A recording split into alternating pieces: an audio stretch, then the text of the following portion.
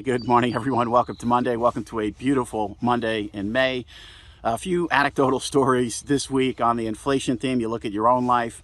Yesterday, quick run to the deli, 3 deli sandwiches, a small side order of macaroni salad, $50. My jaw literally dropped to the ground when I saw that price.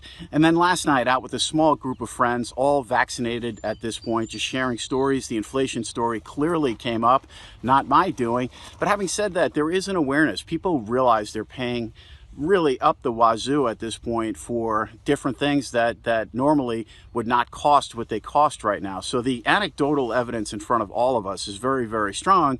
But with that, there is a notion that over time, these things will normalize. So what is the Fed saying? The Fed is saying, look, we're getting a burst of energy right now. The economy is reopening. We're all going for the same things at the same time.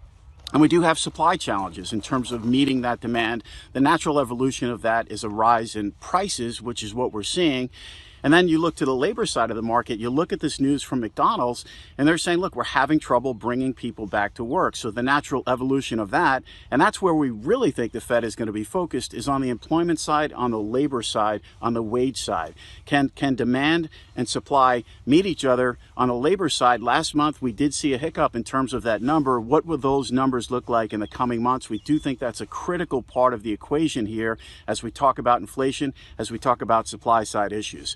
This week on the ground, we get a ton of data on the housing side. There has been some discussion about the Fed's purchase program in terms of mortgages. Is it really necessary? We see 3 dynamics there on the housing side. There's clearly a supply dynamic, and there's clearly a migration dynamic related to the COVID dynamic, state to state, people moving from one state to another. Housing prices here, obviously, at extreme levels. The one component that the Fed does control to potentially slow that down is on the interest rate side, on the mortgage side. So close eye on that. A lot of pressure now short term. Will the Fed actually taper sooner than expected to try and cool down some of the heat that we're seeing as the broader economy reopens? In addition to that, we will get the Fed minutes, obviously closely watched, but when you look at the short term dynamics of Fed speak, the message has been very clear and very steadfast across the board. We think the inflation story is transitory. We're watching longer term inflation expectations, but always a close eye in this environment on the Fed minutes for any type of clue.